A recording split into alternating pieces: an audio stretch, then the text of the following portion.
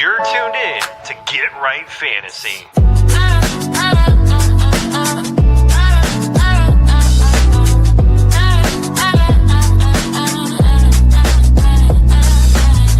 Hey everybody, Adam Rank here. What's up, friends? Daniel Dopp here from the Fantasy Focused Football Podcast over on ESPN. It's Fab, so you're Michael Fabiano from Sports Illustrated. You know who you can trust if you've got some questions about your fantasy squad? Want to check out a cool show on YouTube that'll help you get ready for the fantasy football season? Check out the Get Right Fantasy Network. Check out the Get Right Fantasy Network. If you are not subscribed, what are you waiting for? You want to lose your league? Head on over to YouTube. Check out the Get Right Fantasy Network because they're doing everything they can to make you a better fantasy player.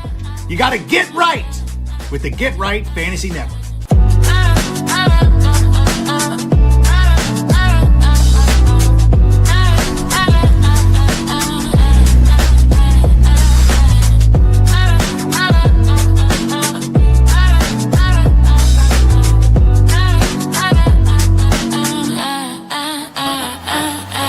You're tuned in to Get Right Fantasy. What up, world? Welcome back to the Get Right Fantasy Network. I'm Mike Herrick, a.k.a. Classic Mike, and this is our Week 17 Active and Inactive show. Today, I'm lucky enough to have my good buddy, Evan Sather, here joining me. What's going on, Ev? How you doing, man? Great to finally join you again, Mike. I've just been so busy the past several Sundays. I felt a little bad, but I'm just glad to be here now. And the holiday season, I've been able to just let my foot off the gas pedal and just enjoy the rest of my year before we enter 2026. I'm still contending for third place in one league, and I'm already out of my other two leagues. So not so much a good season for me, but I'm happy about it. And there'll be plenty more good stuff coming our way, all of your way with Get Right Fantasy. That's right. And, I'm already thrilled that I got to watch last night's game and got to see Derrick Henry run all over everybody. It was fantastic for those that had him. Those that did not, I'm sorry. Those that are facing him, I'm sorry. But otherwise, it was a good night. Really excited to get into this last week of fantasy football for a lot of championship weekends and stuff. I got two that I'm currently in that I'm really excited about, and hopefully things go my way. This morning, we're going to be going over some news and notes since our Friday show, which isn't really a lot, which is great. Normally it's like, riddled with a bunch of stuff. We're going to be going over actives and inactives at 11:30, as well as answering your last second starts at questions. So please make sure you throw your questions in the chat. Just make sure to let us know what type of format that you guys are using and what type of situation that you guys are in. Today, the only notes that we got, Sauce Gardner, he's going to be playing today. I know it's not really fantasy related unless you're an IDP, but he will be getting the start today. Chris Olave, there was a lot of questions about him coming in because he was a limited practice on Friday and everyone got all up and, he's fine. They were limiting his reps. Everything is good. He's in Nashville. Everything's good to go. Nick Underhill already said he's going to play and no restrictions, so he's good to go. The biggest question mark right now is George Kittle. He is listed as questionable due to a sprained ankle. We talked about this a little bit on Friday. He's highly unlikely going to play as per Adam Schefter. And, they're going to test him out at pregame, but it doesn't look like he's going to play. I would already find an alternative if that's what you were waiting for. It's unfortunate because now your options are a little bit limited. If you have to go with some people, we talked about this on Friday. Juwan Johnson is a great choice. Kobe Parkinson is not a horrible choice. AJ Barner isn't, a terrible choice. Evan's going to say no to this, but Taysom Hill as an option, but he's not like the best option. And then also Tungus isn't a horrible option. He averaged, I saw a stat like 11.9 fantasy points when Kittle was out and with Purdy playing. So might not be a horrible choice if you need to, but I would go with the other choices before I go down that road. Tungus should be treated as a touchdown-dependent option. So if he falls in the end zone, you're celebrating. But if not, then at least you didn't take a zero. Yeah. But definitely pick up Juwan Johnson over Taysom Hill because It would not be surprising if they don't even use him against the Titans. Yeah, it could be, if anything, he's going to be part of the run game more than he's going to be a part of the passing game or being a part of any of that. He's a short yardage guy that definitely can help on the goal line if they're around there. They only have Estime and Hall in there, so yeah, they're going to use him a little bit more than normal. But at the end of the day, it's not going to be enough to really help your chances. You have a better shot with Juwan. I'm just wondering why they didn't put Alvin Kamara on IR. I mean, I know I they was a want to little get him shocked by back. that too. Yeah. I mean, some teams, what I've noticed a lot is a lot of teams can't put their guys on IR because they already have too many on IR. So they pretty much just have to, take care of them like, normal. I noticed that with like Mike Evans and, or no, not Mike Evans, Bucky Irving, when he was out for the long period of time. They just had so many people on IR that they really couldn't put him on IR until someone got off of it. So sometimes they have to go down that road. I don't want to push us too far off topic, but Sure. oh my goodness, has Bucky Irving fallen off the fantasy radar with how awful he's been. Oh yeah, he has. Thankfully, he's keeping some of his numbers up with the touchdown here and there, but he hasn't been doing much, and they've been using Sean Tucker a ton inside the 5 when they get to the red zone. And Sean Tucker has been doing very well considering, it's a 3-headed monster out there. They are definitely incorporating White and, so he's definitely taken a little bit of a backseat. Ricky Purcell, he is listed as questionable due to a knee and ankle injury. He is actually likely to play. Likely, I don't love. I'd rather hear the word expected to play. So I would just keep that in mind if you're thinking of using Ricky. I'm not. I am pivoting. Teteroa McMillan, good old T-Mac. He was added to the injury report this morning. It was really due to an illness. All sources have said that he is expected to play and be able to play despite the illness. So he'll be fine. He'll be out there. It's the same with Ricky Pearsall, but you're definitely going to be playing Teteroa McMillan over Ricky Pearsall. yeah. No, I'm not going to not play Ricky. I'm not going to not play Teteroa if I have him in that scenario. So let's get to some of this stuff. Oh, my buddy Little Worm, what's going on, man? How you doing, brother? He goes, good luck in Dynasty, Mikey. Thank you, sir. He is one of my Dynasty mates out in my Dynasty League that I am currently it's going to be a battle. It's going to be a battle for sure. I'm really excited for that. For my GFTW, what's going on, brother or madam? Walker or BTJ? Thanks. I'm going to go Walker here.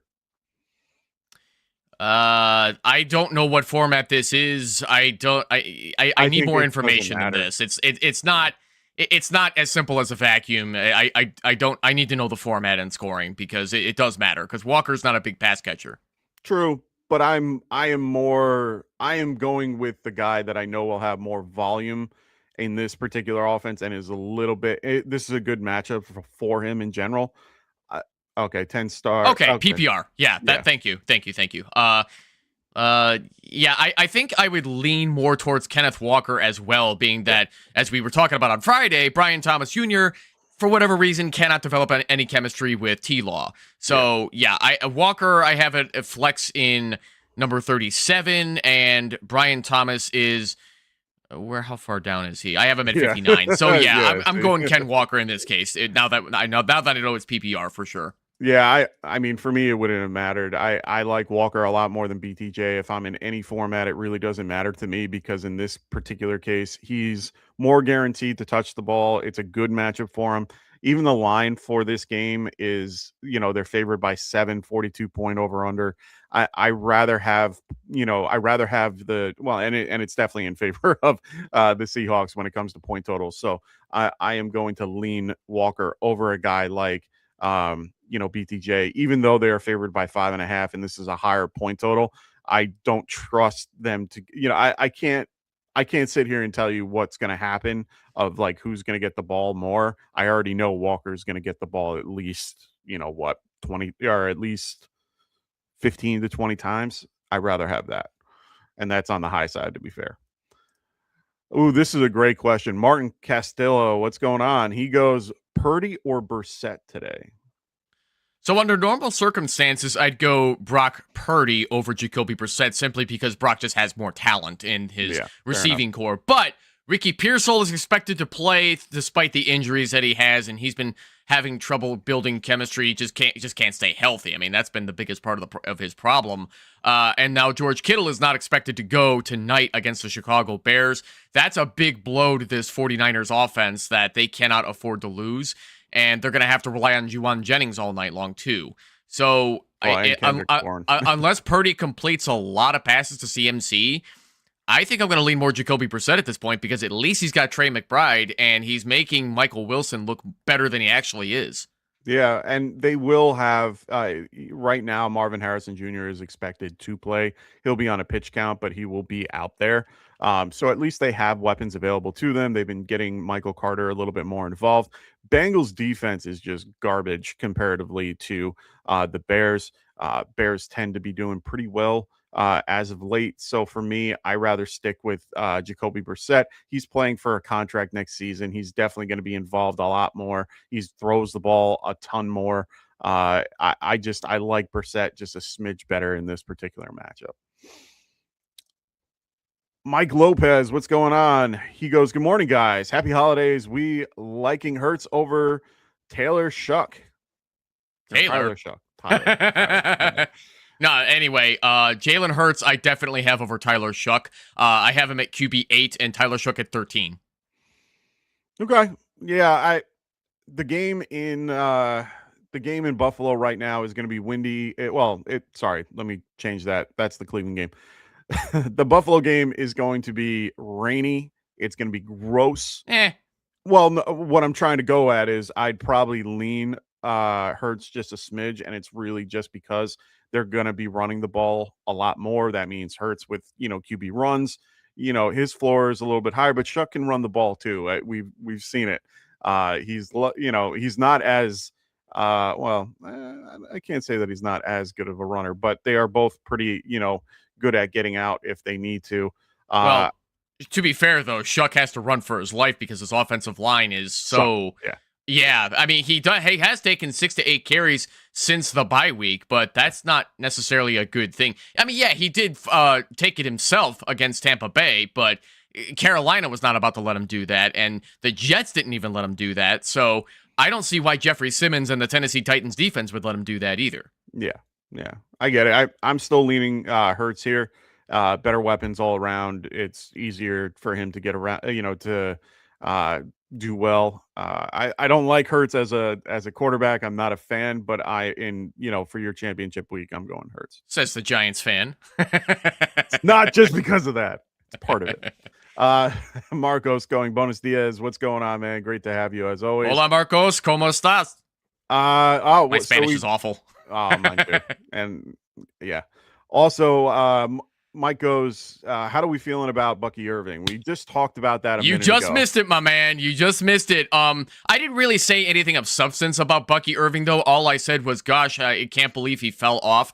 So before the season began, I did a Reddit AMA when I used to be with Optimus Fantasy, and somebody said, are we higher on Chase Brown or Bucky Irving? And I said, I'm not high on either. I'm expecting Chase Brown to come down a bit from his RB10 season last year. And Bucky Irving, I'm not that big of a fan of because they still love to use Rashad White and Sean Tucker in a lot of scenarios because Bucky Irving is a terrible pass blocker. And we're finding out now they're not even using him in the red zone on goal line opportunities. They're using Sean Tucker. Yeah. So that's also why I was lower on Bucky Irving. Man, did I get downvoted to oblivion on that post. But I'll be damned if I'm not right about Bucky Irving. As talented as he is, you still have to start him because he gets great volume. But if he doesn't fall in the end zone, hey, at least you didn't take a 0. Yeah, I'm kind of in the same boat here. We were talking about it before. They've been using Sean Tucker a ton more in the past. In the goal line work. They've been using Rashad White a lot more in the passing game and pass blocking, so that's taken a lot away from Bucky. That's all he's good Bucky, for.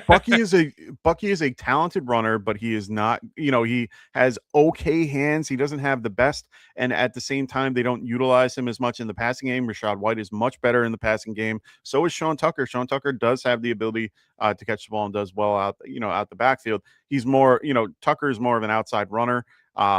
Bucky's more of an inside runner, and then Rashad White is just really good in the screen game and does well, with passing opportunities and pass blocking. So they've found a way to utilize all three. The problem is that takes away from what Bucky was doing, and it's all because he was out for that long period of time where Rashad White and Tucker were able to establish themselves. Now they're like, oh my God, we have these two really great backs that we can now utilize all three. That with Bucky's back, so. It's tough. It's a three-headed monster now. I try to avoid it, but it's your championship week. You're going to have to play him unless you have better options, which is foreign.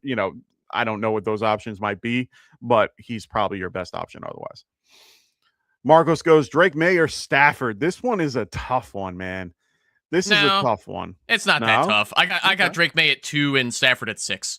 Yeah, I'm going Drake May anyway. Yeah, you gotta go Drake May. He's got the rushing upside. He's making lemonade out of lemons with lesser known wide receivers. He's doing phenomenal with Mike Vrabel as his head coach. Yeah, fire up Drake May against this Jets defense that's almost non-existent. Yeah, I have to go down that road. As much as I love Stafford, it's one of those things where I'm gonna have to pivot a little bit. The point total I would like a little more in the Falcons game because it's 49.5 with them favored by 7.5. But I do not mind having New England favored by 13.5 at MetLife at this point. MetLife's fine. There's no crazy weather game or anything like that. It's going to be cold, but it's not going to be it's not going to be crazy. So I'm still going to be going Drake May for this one. Martin goes, thank you, fellas. Happy New Year. Happy New Year to you as well there, Martin. Hope everything works out in your new year and good close to thank you, Martin Castillo. Let's get it. Let's get it. My championship loss awaits. Oh, come on. Positive feelings. He goes Hill, Mayer, Gesicki, or Tunges, and BTJ, Tucker, or Kyle Williams. With the New England other receivers out and Purdy and or Stafford. So we got a couple. We're gonna start with let's go with the tight ends first. Hill, Mayer, Gesicki, or Tunges. Interesting. Where do we? Yeah, these are all like low end tight end 2s that we're talking about here. I'll let you go first here, Mike, because I need to think about this one. This is the only one where I'd probably take Tunges. With Gesicki, it's tough because T. Higgins is there. If T. Higgins wasn't there, I'd be a lot more on Gesicki. It's just historically that's just what we've seen. Michael Mayer, I understand the reasoning for it. I just think the Raiders are not trying to do anything crazy in this game. They're clearly showing they're trying to tank. I don't want to be on a team that just is there to be there. I'd rather be in a group that needs to fight. Taysom Hill, I don't mind, but it's just one of those things where he can either get you 13 points like he did last week, or he's going to get you 2. So it's one of the, I'd rather be with Tunges, who has the ability to do well and has an opportunity. I'm going to go, and especially with Kittle out and Purcell banged up, I'd rather go with Tunges. I am not going to be so bold with Jake Tonges because Tonges is not as good. No, Tonges is not as good as George Kittle, and I don't want to start him over all these other guys here. The Fantasy Pros consensus rankings has Taysom Hill at 15 and Mike Gesicki at 17. I do not agree with that whatsoever because Taysom Hill is not a reliable fantasy option. He is 100% game script dependent, and you don't want to take those chances in a championship week when you're looking for especially when you're looking for a championship. Let's get it. You want safe floor here instead of taking like dumb risks on upside. So Mike Gesicki is going to be your best bet against an Arizona Cardinals defense that can't stop anything, even a nosebleed. So go ahead and fire up Gesicki if you have to make a tight end decision here. Okay. I mean, it's fair. I like Gesicki as a player. It's tough for me when he's got uh, it's a tougher choice when I see Higgins in. But I don't hate the option. And it's a I get it. 53 point over under. It's hard not to get in that particular game in one way or another. But the Bears game, the Bears 49ers game is still 51.5. So there's points to be given. Niners are favored by 3.5. Where Cincy is favored by 7. So you get a better quarterback overall. So I understand that too. You have Joe Burrow throwing the ball. I don't hate that situation. So I think it's between Gesicki and Tunges for you if you're making your choice. But yeah, I completely get where you're coming from. BTJ, Tucker, or Kyle Williams. This one's a lot tougher. Not really. Yeah, what are you thinking? Not really. Go BTJ here. Forgive me, I don't know which. Are we talking about Sean Tucker here? No, Trey Tucker. Oh, screw Trey Tucker, man. Right. We don't care about him. He's like a nothing in that Raiders offense. He's considered the number 1 wide receiver in the Raiders offense, but it means nothing in fantasy value. But I mean, if he happens to fall in the end zone, it's like, okay, yay. But like I was saying earlier, you want safe floor here. You don't want to take dumb risks with players that are not dependable options in fantasy. Kyle Williams is another case where he's definitely the future for the New England Patriots, but there are just too many other mouths to feed in that offense to make me want to start him over BTJ. So yeah, go ahead and start Brian Thomas Jr. with those choices. Yeah, I mean, with Booty and Hollins out, I understand why. And Stephon Diggs is out there too. No. I'm saying that Booty and Hollins are both out. They're I know. not even. Yeah, they're not even in. And then Demario Douglas is questionable with the leg. So I understand the reasoning behind it. I'd probably lean Kyle Williams because of the matchup, and they're trying to get him a lot more involved. I just don't trust BTJ at this moment, but BTJ is a better talent. He's a better overall talent. So I understand where Evan's going. I'm probably going to lean Kyle just because of the matchup. And at this point, they're going to do a lot better overall. Their offense is much better. Well, actually, they're pretty comparable. It should be a good matchup in the playoffs, but I'm liking Kyle Williams this week. I love the Thomas matchup against the broken down Colts secondary, where I don't even know if Sauce Gardner is going to go. But no, he's playing. It's Sauce and it doesn't Kenny Moore. Yeah, and it doesn't really matter in this case because the Colts defense is practically like flattened out and done, which is another reason I like Brian Thomas this week. Okay, and that's fair. Like I said, I think both are good options. I think Tucker's the one guy out of that equation. It's just based on preference, and I agree. I think BTJ probably has a safer floor. Kyle Williams is more of a boom play, in my opinion. Just in case you need that ceiling. If you faced Henry, I would probably play Kyle Williams just to see if I can get more. But if you're trying to play it safe, I'd be going BTJ. Ray, what's going on, brother? He goes, Mike. Wait. We missed the last one. Which one? Oh, Purdy. He had a quarterback question. Sorry. Purdy or Stafford? So I have Stafford at 6 and Purdy at 7. So really, you could flip a coin and it would be okay. But I would say play against the worst defense, which is the Atlanta Falcons, because they don't get the takeaways that the Chicago Bears do. I don't think the Niners are going to struggle too hard against the Bears defense, but I don't see the Falcons stopping the Rams either. So I would say fire up Stafford in this case. Yeah, I'm going Stafford. Just better outcomes, better weapons, better everything, and going against a pretty beat up Atlanta Falcons team. They are still decent against the pass with Terrell, and they have a good secondary with Jesse Bates. I don't hate it. I know that they are going to do better, and it's in a dome where Stafford loves to be. I'm gonna stick with Stafford. Back to Ray. What's going on, Ray? He goes Genty or Barkley full. Gross. He says he's going against CMC, JSN. I mean, it doesn't matter. It doesn't matter to me, but in this particular case, I'm probably going Barkley. Yeah, I'm going Barkley. He said you, so I'm not going to answer because Ray wanted your answer. Oh, but But no, man, you got to go Saquon Barkley here. I mean, Ashton Genty will do better in the future. I have Barkley at 6 and Genty at 9.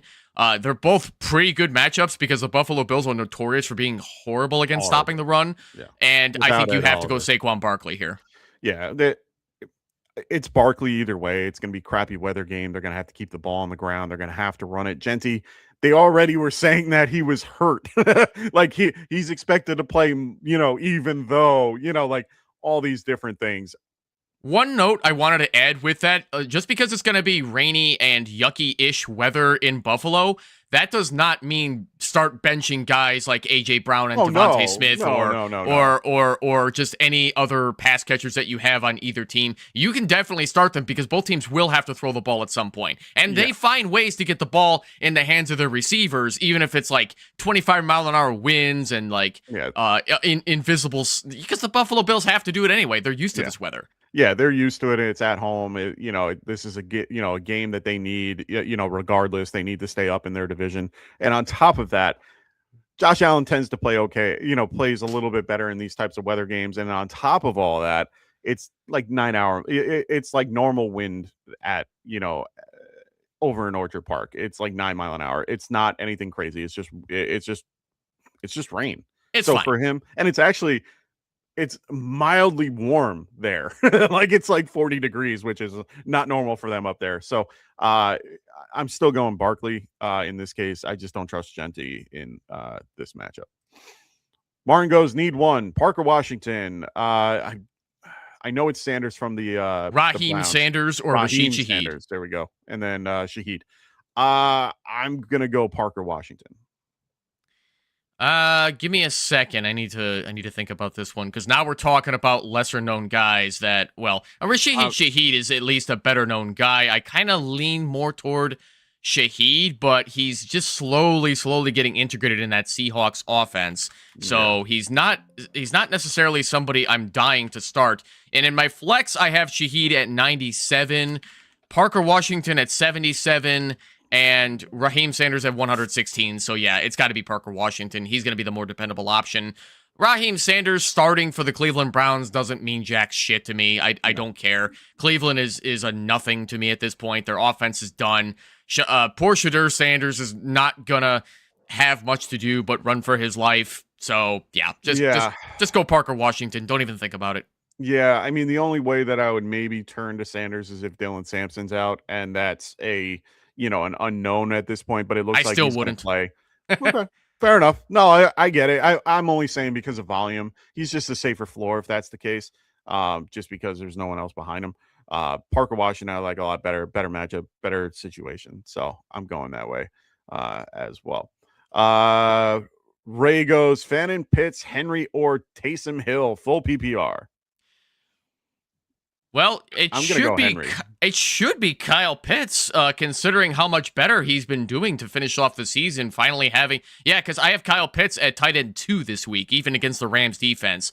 And did you say Fannin? Yeah, so Fannin is 3, and I have Hunter Henry at 6, and Taysom Hill, I have way down there. Don't play Taysom Hill, please. Like, just go ahead, fire up Kyle Pitts, and don't think too hard about it. Okay. I like Hunter Henry just a smidge better in that case. It's just a better all overall matchup.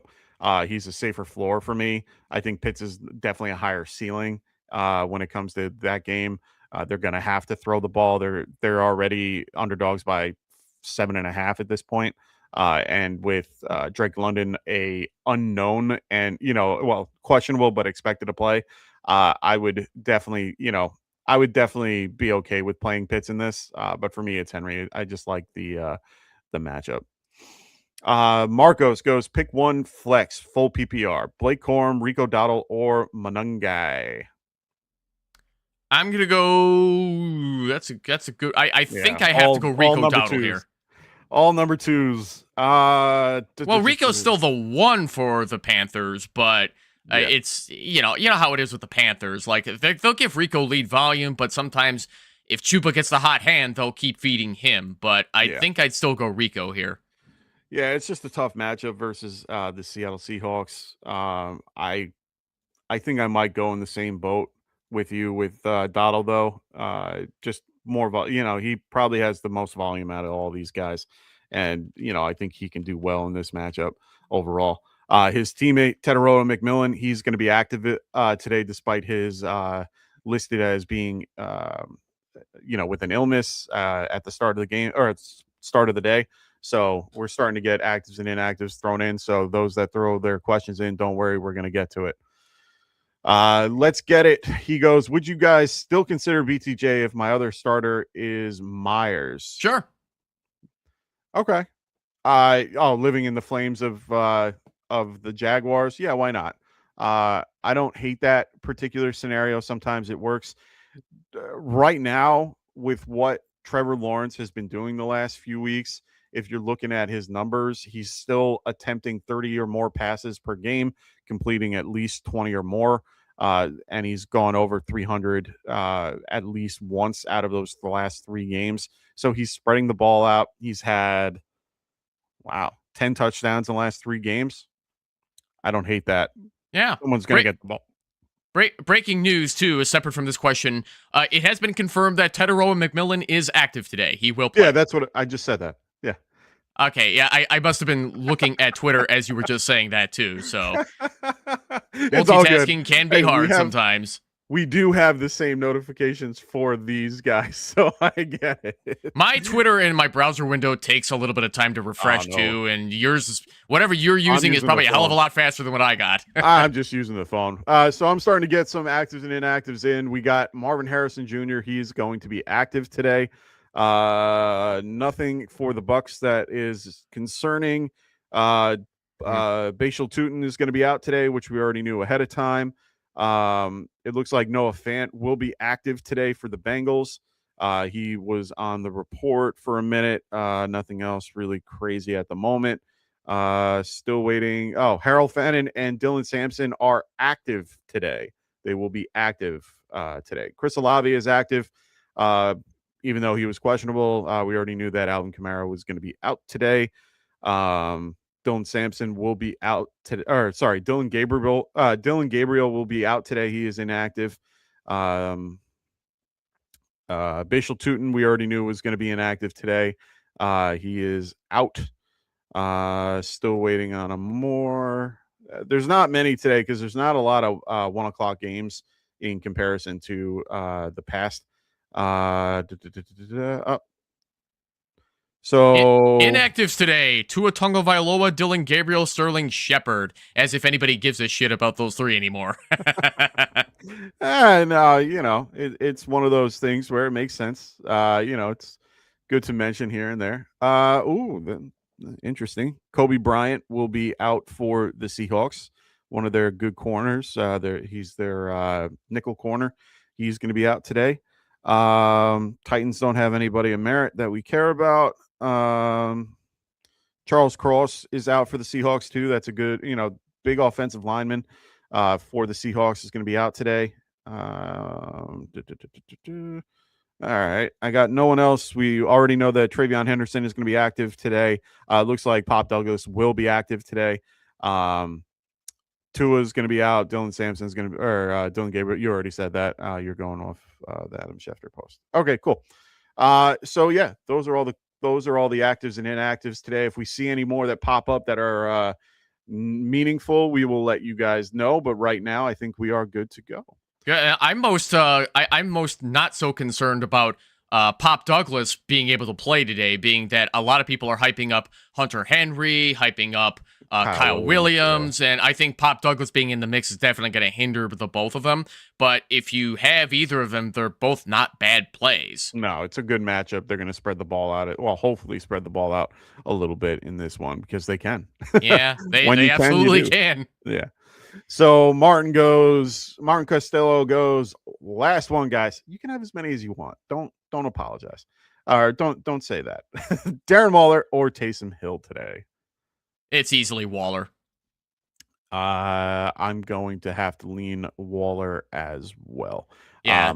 So like I said, guys, please do not start Taysom Hill. He is not a dependable fantasy option. I'm gonna keep saying this over and over again until I get this through to everybody, because Taysom Hill always has that one game when he pops off and then he disappears because he is 100% dependent on Saints game script. That has not changed with Sean Payton, and that has not changed with Kellen Moore. They will always use Taysom Hill as a Swiss Army utility knife out there on that field because he's good at a lot of things in football, but great at none of them. So if he pops off, you're happy, but don't start Taysom Hill. Keep him on your bench. Yeah, I'm gonna have to agree. I'm a big fan of him as a player, but I am not a fan of him this week in fantasy. It's one of those things where I can love the player, but I can't be a part of his general situation this week. Ray goes start. I know that means start. May or Burrow. I think it's Burrow. Does it mean start, or is he talking about Stafford? Oh, didn't even think about that. Stafford, May, or Burrow. I'm still playing Burrow. Oh, I think you have to start Burrow this week. He's QB1 in pretty much everybody's consensus rankings. So Burrow is an easy start. And I mean, May's not a bad start either, but he's 2. So if you got to pick one, why not go Joe Burrow? Yeah, I'm going Burrow. I love the 53-point over-under. They're favored by 7. This is going to be a game for him. They really want to stay. They want to stay relevant, so they're going to have to do as much as they can to win. Evan has a good NBA commentator voice. He really does. I appreciate that, Ray. I don't watch NBA basketball anymore, but I still appreciate that. Yeah. No, you definitely have that commentator voice. You have that nice, the good tone. I love it. I appreciate that. So let's get it goes. Apologies. I forgot to add Marvin Harrison Jr. as one of my options as receiver. Does that change? No, I would not be playing him. I would not be playing Marvin Harrison Jr. today. No. Yeah, I would still start Brian Thomas Jr. over Marvin Harrison Jr. I still have Thomas at 27 and Harrison at 31. So, yeah, go ahead. Start BTJ even if you already have Jacoby Myers. Totally fine. Don't get the championship anxiety. Start him up and just hope for the best. That's just like any other week. Yeah. I mean, I understand right now, despite the Bengals being really bad at a lot of things, the one thing they're good at is stopping the wide receiver, which is weird. Because they've been actually pretty bad overall, but it's because their defense is so bad. Teams pretty much run on them. They're currently 5th overall against the wide receiver. Right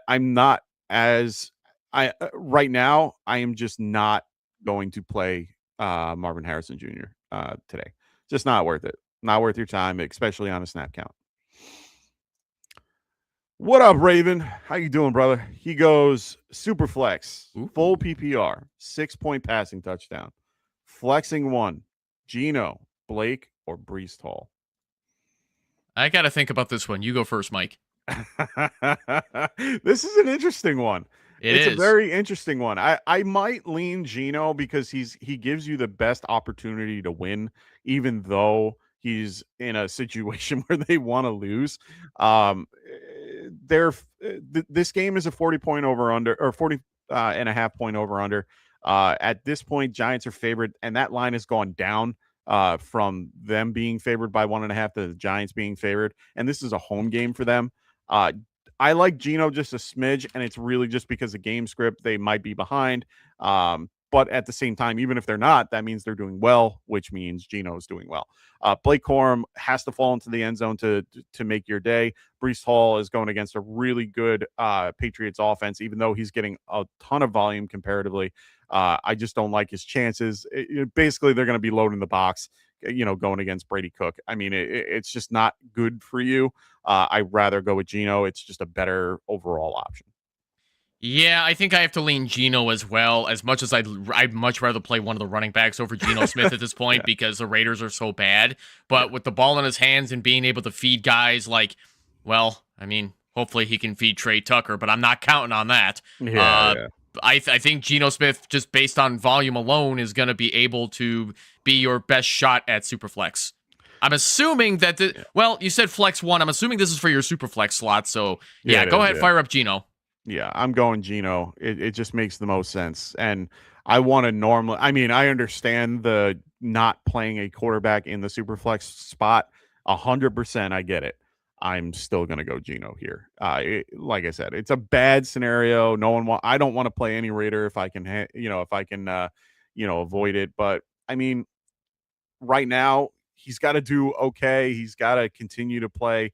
And, they're at home. It's in a dome. It's a safe play. I don't know. I like Geno a little bit. I know the dome doesn't really matter, but at this point, if you have to, you have to.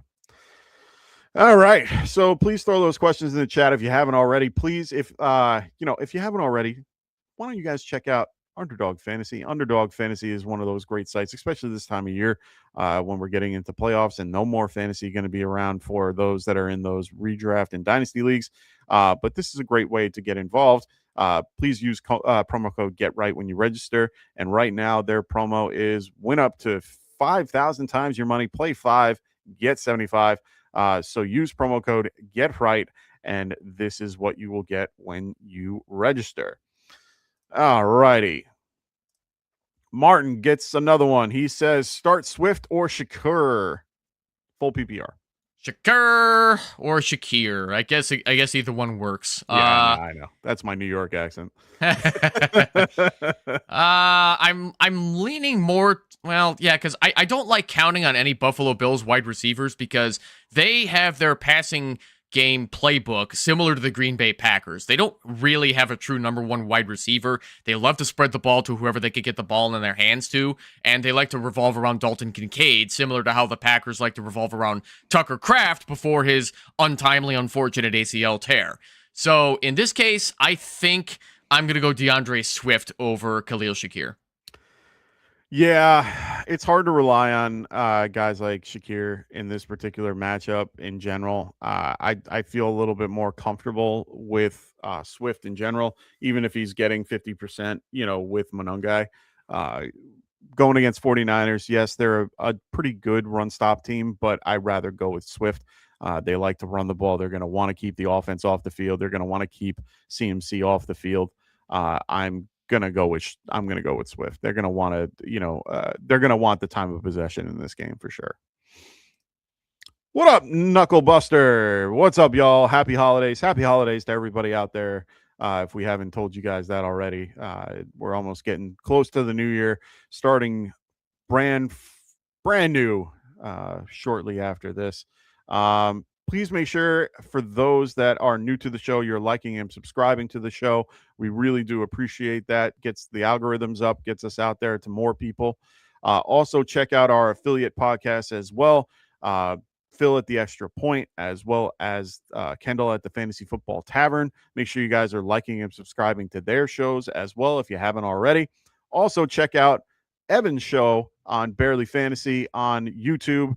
Make sure you guys are liking and subscribing to his as well. It's not yet a show, but at least I do put out YouTube shorts and occasionally YouTube videos. As the holidays came here, I haven't created anything lately, but as the off season ramps up, I will definitely have more YouTube shorts on the way in January, as well as some hold, buy, and sell advice for your dynasty leagues and because I know how some of you are. You're gonna want to make those crazy trades in January when you probably shouldn't, but don't worry, because I got you covered for that, and I'll help make sure that you don't bust up your dynasty team. There you go. I mean, one of my favorite trades that I've made in January was a trade for CJ Stroud and Trey McBride. I traded Anthony Richardson, a first and a second, and I think another second for those two. And I was pretty happy with the outcome. That I wouldn't sell Trey McBride even for 3 firsts. I was lucky. It was a good price at the point because it was before he became, like, with his touchdowns. It was like when he was low on his touchdowns, like 1 touchdown that year. So I think this was last year, or 2 years ago. I don't remember exactly when, but happy I did it. Happy I have him.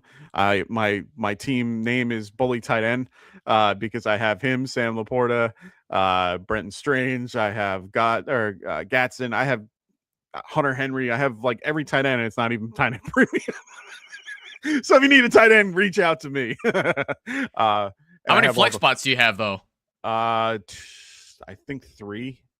Well, I mean, you could flex every tight end possible, and it Oh works. yeah. Oh yeah. No, for sure. I pretty much in this league, but it's not tight end premium, but it's full. I try not to. Yeah, it's three.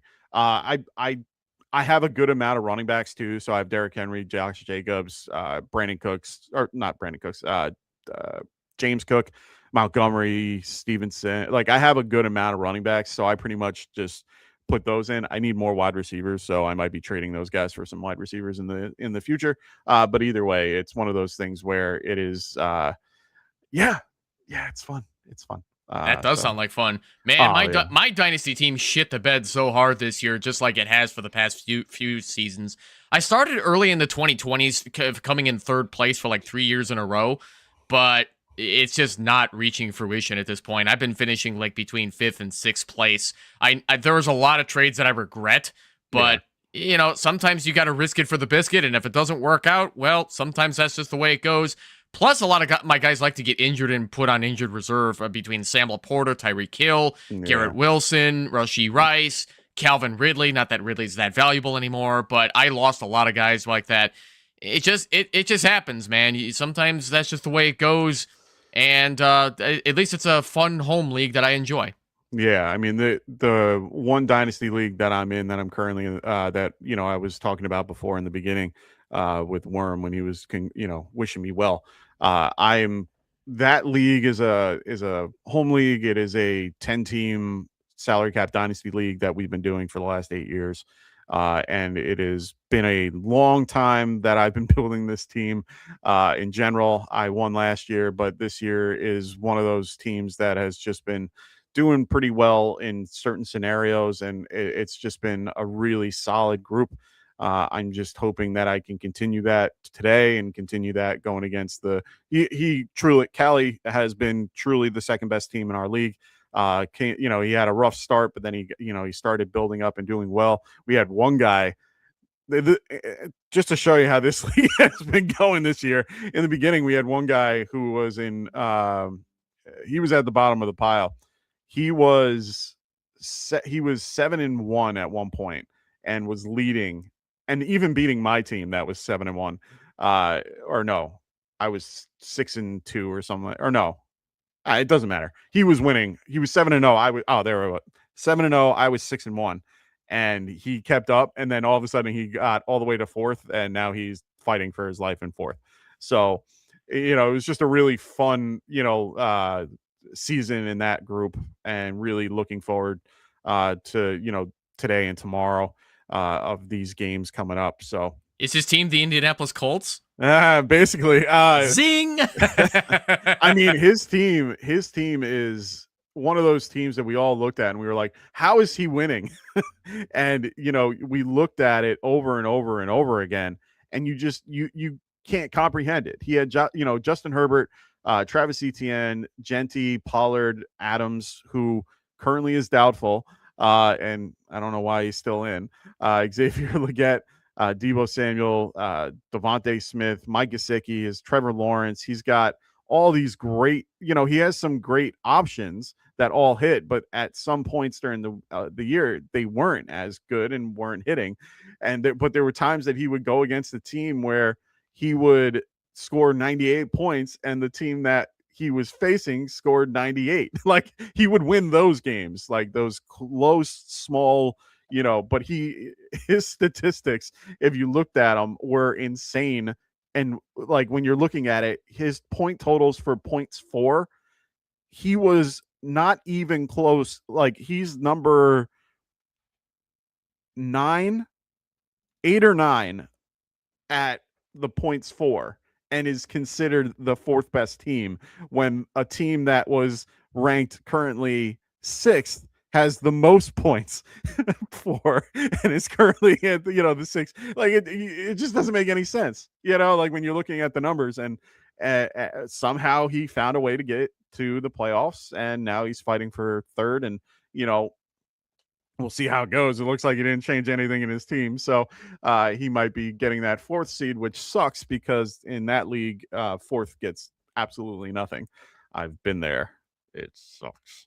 Welcome to fantasy football is the narrative that we're pushing here. Oh, I agree. I mean, in that league, it's a little different. So that particular dynasty league, we do a lottery for the bottom 6 teams.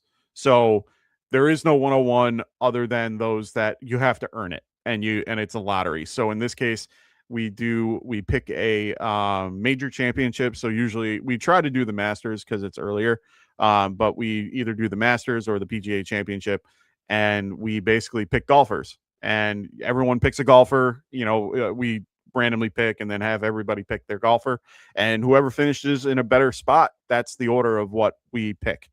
So it's a lot of fun, and that's one of the fun things of being in the bottom half and not in the playoffs. But the top 3 teams get money. The fourth gets nothing. And then there's also we do a 2-week combined bottom tier thing where you can get like the 111 out of, it's just an extra pick. And so fourth gets nothing. Can't even be involved in the 2-week combo thing. So yeah, my dynasty league, I've been giving it's a $30 entry fee. We keep it low so that we don't scare people away from committing to dynasty, because otherwise you got a lot of high turnover. You have trouble filling spots, and I try to keep it with people that I actually know. Oh yeah, of course. Because that's the point of a home league. Fourth place at least gets your $30 back. I don't know if I'm going to change that. I've been spending a lot of this Christmas holiday break just thinking about what do I want to do with this dynasty league. Maybe I'll hit you up after the show, Mike, because I got a lot of stuff I need to think about. Like, do I want to just take away a lot of stuff that I've been doing and just change it too much? I don't want to do too much and force people out, if that makes sense. No, it makes complete sense. I mean, I don't think we're getting to that point yet with us, with our home leagues. I have 2 big home leagues that are for big money, because these guys don't do it unless it's for money, and good money. And at this point, both of my leagues pretty much stay with the same theme, because we're all in the same league. We have like 4 guys, or no, we have like, I think it's like 7 guys that are in the same league. So we only have like 3 or 4 different guys.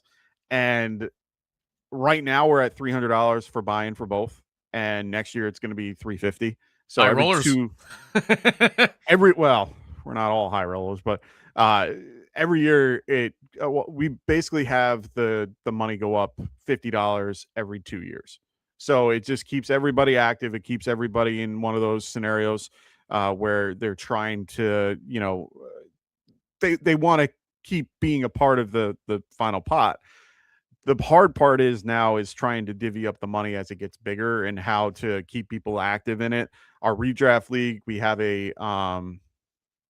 hey, Marcos, muchos gracias, everybody, for all your help this season. Really appreciate your time and expertise. We really appreciate you guys. Thank you for everybody that's been watching the show and continuing to, enjoy my ramblings on Sundays, as well as having Evan here and being a part of everybody, including Kendall, Phil, and Frank. So thank you, everybody. We really do appreciate De nada, Marco. So glad we could help you out this season too. Yeah. Hopefully our advice was able to help you guys win your championships. That's all we care about. We don't, I care about my teams, but I also care more about helping you guys. But yeah, we have a last place thing that we have in place so that people don't tank. So basically, last place pays for third.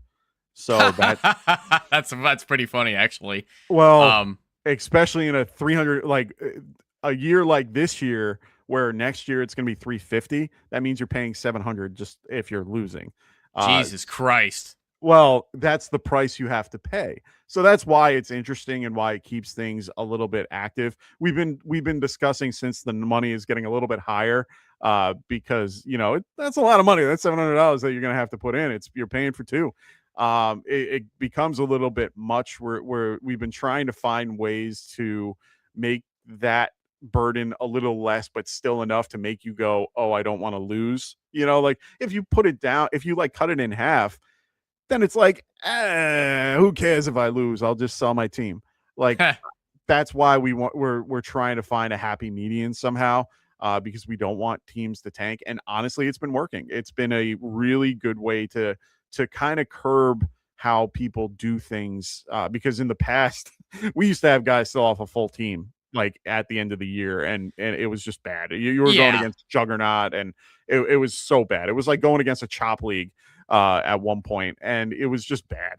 And we were just like, no, we can't have this anymore. I put in a last place rule because it made things a little bit easier for us, and it made it where everyone was a little bit more cognitive of what they did and their moves that they made, and it worked out. So that's one thing that I've done to help a little bit, and it makes it a little bit more active. I'm trying to think of the other things, but that's one thing the main. one thing I'll tell you too, Mike, is that that sounds like a too rich for my blood type of high roller rule that if it works for you guys, great. Yeah. But I'm honestly surprised at how many dynasty leagues I've learned about that do not have anything for their consolation bracket, which includes a last place thing that just automatically gives you the number one pick, making it so easy to just sell your whole team and get last 100. Place on purpose. And there's no checks and balances in place to make sure that you don't cheat on purpose like that. So what I do for my league is that whoever it's a 10-team league. Whoever finishes 7th, which wins the consolation bracket, gets the number one overall pick. So if your team sucks, you still got to earn it. Interesting. All right. I don't hate that idea. I think that's a good idea. It keeps everybody focused and trying to win, and at least you're not trying to lose to the point where I like that. I like that. It keeps it a little bit more competitive at the bottom, and it makes teams not just suck and want to be at the bottom. And then then you get taco teams that are pretty much just you can roll over every week, and it's you don't want that free buy every week. It's just not fun. It's better when everybody's a little competitive. We had that one time in one of our other dynasty leagues that I'm in the championship with, where you pretty much knew you had a bye week every week if you're facing a few of the teams in a row. So yeah, I don't know how many of you still listening are in your consolation bracket right now, but I'm always disappointed when even a redraft league has nothing for the consolation bracket. Like the 10-team one that I run for my home redraft league, the winner of the consolation bracket for that one gets the draft pick of their choice next year, which is usually number 1. So I just set it to number 1 unless somebody says I'd rather have like 2 or 8 or whatever. And it's like, okay, here you go. And that's not a bad idea either. My redraft league, we don't really do that. With anybody, like with our consolation, we kind of keep it at whatever, but it's normally because we figure out our particular draft order prior to the season starting. So, and that's for our keeper league. So we pretty much we will do some, like last year we did like a beer pong thing, which was dumb, but we ended up. Is it dumb when you were 21 though, versus like us now in our 40s? I mean, I'm 40 as well, so. Well, that's my point. Like we're all with like 38, 40. Like it's one of those things where it's like, come on, guys, let's do something else. But like for years we did a AI generated WWE Royal Rumble where we all randomly picked our particular wrestler, and then they all came in randomly. So it was a full random thing. But they got pretty sick of it, but we did that prior to the season starting so that we knew what was going to be the next season, because we didn't want there to be situations where we couldn't figure it out, and we wanted to know where those picks were. So we started doing that a little bit. It helped. Man, you got me thinking about a lot of ideas for that. Like Kendall and I talked about this a couple of weeks ago, where like determining draft order, for example, which we'll definitely talk about once we get to like summertime, like Super Smash Brothers tournament, like one of those things. Like winner of that one gets the top pick. Hey, I mean, we're doing this historical baseball thing with my buddies. I mean, that's going to be another thing that I might suggest to our couple of our commissioners if they want to do as an option. Setting up that particular league, and then whoever wins that and then based on the order of the standings, we can do that. I'll have to talk to him later. So T. Hamill says, I don't like that at all. The worst teams should get the best pick to allow them best chances to rebuild it. Making a middle team get 101 is awful, in my opinion. That's fine. I understood what Evan's going with. It makes it a little bit more competitive at the bottom, which then makes things a little bit more competitive overall. Yeah, I hear what you're saying.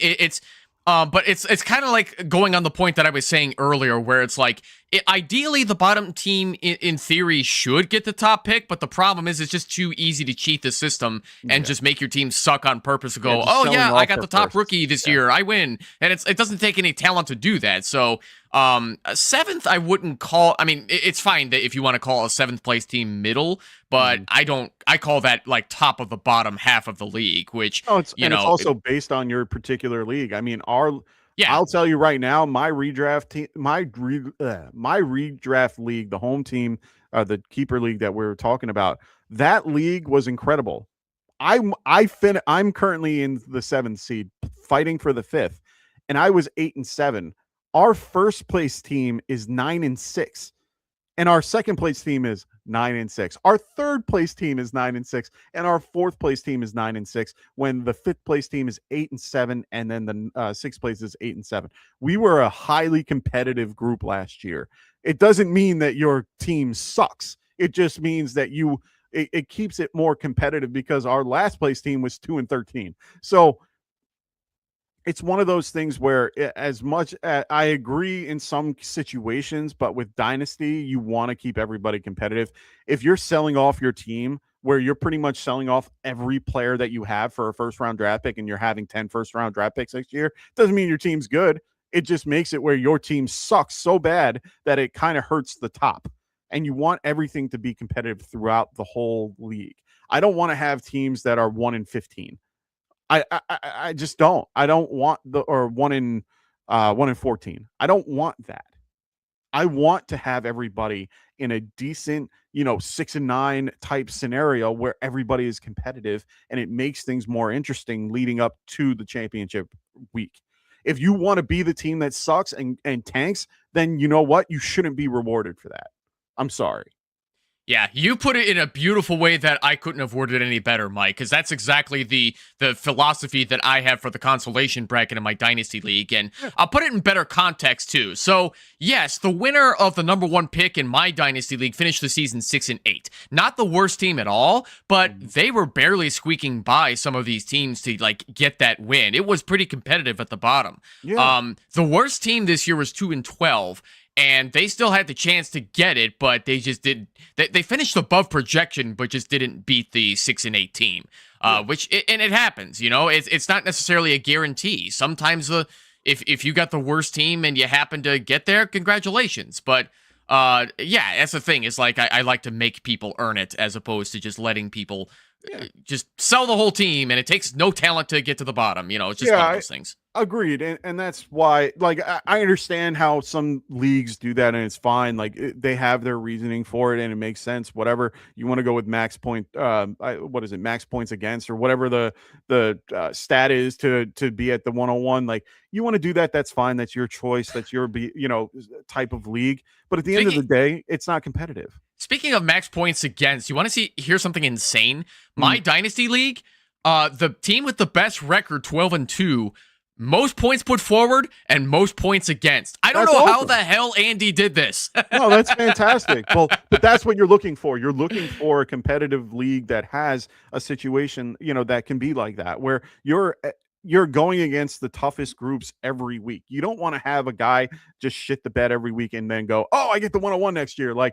That means nothing. I don't want that scenario. That's why we have these particular things in place where we do these, like Ray says, we have a lottery for the last 4 teams. 7th gets higher odds, little things like that, where it gives you a competitive advantage, or it gives you a competitive way to get the 101 instead of just being handed it to you because your team sucks. And it gives you, basically, you're aiming to be at the bottom every time if you're trying to get the 101. I don't want the 101 every year. Do I want it sometimes? Of course I do, because I need to, you need to roster your, you need to churn your roster a little bit. But at the end of the day, I want to have a good, solid team, and I use my draft capital for that. I use my first round picks. I use my second round picks as draft capital to grab these guys where they are already proven. I'm not a big drafter when it comes to rookies, because I don't trust the rookie. If you drafted, who's a guy like Dylan Sampson, or a guy like, who's another guy this year that kind of shit the bed? Caleb Johnson. Caleb Johnson, exactly. Like Caleb Johnson is inactive today, by the way. Coach's decision. He is. Yeah, well, and right there. So I mean, there's a lot of scenarios where you're not, those first round picks are very rare to come out on top. And I rather be in the, situation where I want to use those picks for somebody that's proven. Doodle Bob, what's up, man? How you doing? Yo, Mike, long time no see, friend. How you doing, man? He goes, Taysom or Juwan? We're gonna both tell you Juwan. Please go Juwan Johnson. I don't know who these people are that keep saying that Taysom is a high-end tight end one in this matchup. Like, where are they getting this information from? Where have they been the past 10 years? Because what is Taysom Hill now? 33 years old? I mean, congratulations to him for doing everything he can. And he's 35 actually, and he's still dang good at a lot of things in football too, which is impressive. Yeah, I'm a big, like I said, big fan of Taysom as a player. Not a big fan of him in fantasy. So it's one of those things where I am going to, at this point, I'm not going to play him today, but I enjoy watching him play because he's just a football player. He's just that, hey, give me the ball. And he just does something with it. He can throw it, he can pass, or he can throw it, he can run it, he can catch it. That's awesome. Like, he can do all three. I can't wait to have him be, I don't know if he's the first, was he the first to be passing touchdown, catching touchdown, and rushing touchdown? Is he one of the first to do that?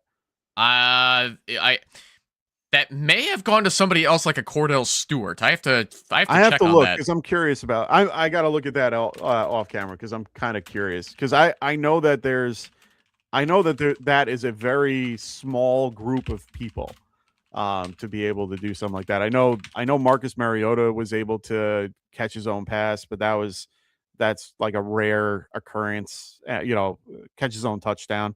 But I'm trying to remember if I'm pretty sure he had one game where he had all three. So Taysom Hill is not the first to do it. I don't know if he ever did, but the correct answer is Ray Renfro of the Cleveland Browns on December 6th of 1953. Oh my God. So it still hasn't happened yet. That's crazy. No, it has. It's just he was the first to do it. No, that's my point. Oh, who else has done it prior to that? Nobody before him. No, I know. After him. Who did it after him? There was Frank Gifford, Walter Payton, David Patton, LaDainian Tomlinson. Oh, okay. So at least Tomlinson has been the most recent. Okay, cool. All right. That's cool. And I think Christian McCaffrey did it in 2022. Did he? Oh, Josh Allen did it last year too. Ah, there we go. Josh Allen. There we go. I knew there was someone recent that did it. That's who it was. All right. Well, Taysom Hill could do that at one point, but not today. Doodle Bob goes, their running back room is depleted. Their wide receiver room is depleted. I don't think it's a bad start. No, I understand the reasoning for it. I'm not going to have my championship team be dependent on a Taysom Hill. Juwan Johnson is more involved in the passing game. He's number 2 to Chris Olave, and they are always the top 2 targets that are available to Tyler Shuck. Yes, he gets goal line, but you have to pray that he gets a touchdown. Otherwise, he is just 4 points. Like, he's not going to get anything special. Yeah. If it's full PPR, I don't like him either. He's not involved in the passing game. He's more involved in the run game. He's just a short yardage, let's get the first down type guy. So and yeah, I get the logic behind that, Doodle Bob, but just because the opportunity is there doesn't mean they're going to capitalize on it. And that's the same thing with somebody like Raheem Sanders of the Cleveland Browns, for example. Like, just because he's the top running back doesn't mean he's going to excel. And it was the same thing with Audric Estime on the New Orleans Saints. It's like, just because he's allegedly leading that backfield doesn't mean he's going to do well, because he's just not as talented on the NFL level as a lot of other guys. So that's just the way it goes in this game. Yep. So Doodle Bob goes, kicker question. I think we're going to both agree. Little, Pinero, or McPherson. It's going to be Cam Little for me. I'm not so sure about that, actually. I would highly consider Eddie Pinheiro, because I could see the San Francisco 49ers offense going 3 and out in the red zone and the Niners settling on field goals. And they love Pinheiro. So I could see. I don't think you could go wrong with all three of them. Don't hear what I'm not saying. Yeah. You could start any of them and you'd be perfectly fine. But I think your best chances would be Pinheiro just simply by opportunities. Because I could see the Niners going 3 and out a lot and having to kick the field goal. Because with Christian McCaffrey, they don't suck at moving the football. But without a lot of their pass catchers, especially George Kittle, I think they're going to have to settle on a lot of 3-point opportunities. Yeah, and that's fair. I like Kittle I like just a little bit more. I don't know why I do that. One, it's in a dome. He's a long range kicker. He already holds the record for that. We already know he's good at that. And two, as much as the Indianapolis Colts haven't been playing well on defense, they can still stop people and in a on their side of the ball or on their side of the field, which is enough to make them kick. They are not a team that goes for it on fourth down a lot. I rather have Little in this case. It's just preference. Yeah, no, like I said, you really can't go wrong with all three, Doodle Bob. No, So they're all top three. Pick the one you like most and go for it, because I think they're all going to be marginal. I don't understand this question. I blame Pierce. What is this based off of? So this is more based on before Henry came, before Henry played, how everyone's team, all the guys at the top that you were looking to do well, haven't been doing anything. Like, it was pretty mediocre, to say the least, for the first 3 games of the year. Isn't that every year anyway? Sort of, but you would expect more from a guy like Gibbs. You would expect more, from guys like Dak and CD and Pickens and, all the guys that you would normally think are going to do well. Just haven't. Then you had the Broncos Chiefs game where you were facing, the third, you had your third string quarterback in for the Chiefs, Rashid Rice out. So you had a bunch of guys that normally should have done well that didn't. And then you had Henry just go off, which is nice to see. So I understand it. And even guys like Collins, who everyone thought would, I think everyone was so shocked to see, Jalen Noel and Higgins get their touchdowns, but Collins got nothing after that. Guys like Glad McConkey kind of falling on their butt, all these little tiny things where people were expecting big things, but it didn't happen. I've already talked about it, and the concept of having these 3 games on Christmas is horrible. I think 1 game, leave it at that. By the way, when we went live on Friday, when I was talking about the line on that Texans at Chargers game, I called it. I knew the freaking Texans were going to beat the Chargers that game. It's a shame I didn't put big money on that too, because I would have cashed. Oh yeah, I mean, I was high on the Texans in that game. I was already, just based on the line versus line, situation. Both lines sucked, but the better line was the Texans at that point. So I do have something else I want to share about based off of I Blame Pierce's question here. So story time. Back in 2020, there was a lot of people in the fantasy football community that were looking at strength of schedule based on the last 3 weeks of the season, back when we only played 16 games in the NFL. And a lot of people were trying to trade for Derrick Henry because they wanted to go up against the worst run defenses to hopefully get force themselves into a league winner situation. And Derrick Henry had, on paper, a juicy matchup for the last few weeks. Derrick Henry did really well against the Jaguars, did really well against the Lions, but in the championship week against the Packers, he did go 23 for 98, but didn't fall in the end zone, resulting in 9.8 PPR fantasy points. So as a result of that, Derrick Henry was not the league winner everybody was looking for in their championship week. So when you're trying to force yourself into that situation, don't be surprised when it doesn't work out. That's the game we play. You start your best, you hope for the best. You got Nico Collins, I Blame Pierce. You got CeeDee Lamb, you got Jahmyr Gibbs. It happens. Yeah. That's the game we play, my friend. You're telling me. I mean, I have all these guys in one way or another in one league or another, and I had that happen. And, believe me, I get it. It's not fun to have happen. It's kind of funny. I'm facing a guy that lost DK Metcalf and Brock Bowers. And I'm like, I kind of wanted them to play because he ended up playing Christian Watson and, made it where the game is a lot closer than I wanted it to be. And it's one of those scenarios where you're looking at that and, these guys that you don't know about, or these guys that are at the bottom, and they're getting a little bit more involved. Bill was another one that, Bill Krosky-Merritt ended up doing pretty well and getting his 2 touchdowns where no one probably played him. So, or at I least think some very people little. did, though. No, some did, but some didn't because, based on their particular scenarios. But yeah, Doodle Bob, he goes, start Lawrence over Brissett, right? My only thought is that the Arizona Cardinals versus Cincy game could be a shootout, and Indy versus Jags could be that, but the defenses are somewhat solid.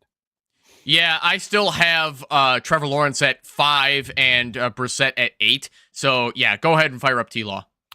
I'm going to lean Brissett, but it's really just because of the matchup, and I like staying in the flames of what he's been doing lately. But they are pretty good at stopping wide receivers. So I might – let me just check one more thing real quick. Yeah, but they're – I don't understand I don't understand this stat. So they are 5th against the wide receiver, stopping the wide receiver, but they are 29th or 28th against the quarterback fantasy points wise. That makes no sense to me. And it's all because they pass to the tight end. Wait a minute. Who are they playing? They're playing Brissett versus one of the best tight ends in the league. I feel okay about Brissett in this particular scenario. I don't think you can go wrong with either or. But Trevor Lawrence is on the better team, better weapons. I'm going to lean Lawrence just a little bit, but I like Brissett today for sure. Okay. I wouldn't say he's a bad play, but I'm still going T-Law. Yeah, well, that's what I mean. Like, I like him, but I can't. There's no way that I can't. I would rather play Lawrence over Brissett today. And it's in a dome. Well, both are in a dome. No, that one's not in a dome. So, right, these times a year, I'd rather be in the dome.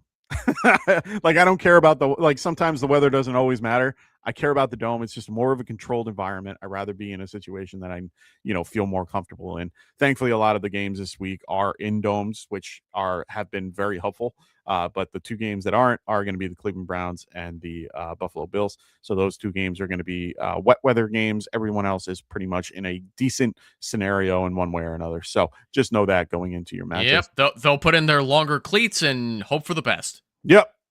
That's all we can hope. All righty, boys and girls, we're gonna wrap this show up. I got things to do. I got to go spend time with my ladies. So we will see you guys in the off season. At one point, we will be out. Make sure you guys check out our Discord below if you're not in it already. Please make sure you guys are liking and subscribing to the show as well. We will keep notifications and let you guys know what's going on. But we will always be in the Discord. So make sure you guys sign up for our Discord. It's a great group of people. We really enjoy being a part of that and really I actually feel great that we've been doing a lot to build it and make it what it is currently. Just a great community of people. Hope everybody. And if you want to talk to Kendall, he's on his phone answering questions in the Start Sit Questions channel on our Discord server. So say hi to Kendall and congratulate him on his 3rd child too. Yes, me and Kendall both having our children around the same time, which is always nice. Unfortunately, we are 1,000 miles away from each other. So I hope everyone had a wonderful Christmas. I hope everyone has a wonderful Happy New Year. Look at this. Oh, I love you, Raven. He goes, best fantasy community on YouTube. We appreciate that. We really try our best to be a really good source of information for everybody and a really good community for everybody as well. So like I said, check out our Discord below. Make sure you guys check out everybody here. We have Evan, we have Phil, we have Kendall and Frank. Everybody is a big part of this machine that keeps everything moving. So hope everyone has a wonderful and happy New Year. Evan, thank you so much for joining me today. Always appreciate you joining me on these Sunday shows. It's always nice to have an extra person to talk to instead of myself. I was wondering how sick you were of talking to yourself. Sometimes I don't mind it. My wife my wife jokes around all the time that I'd rather do any, we miss Rasta too, but he's in the background helping out with some stuff as well.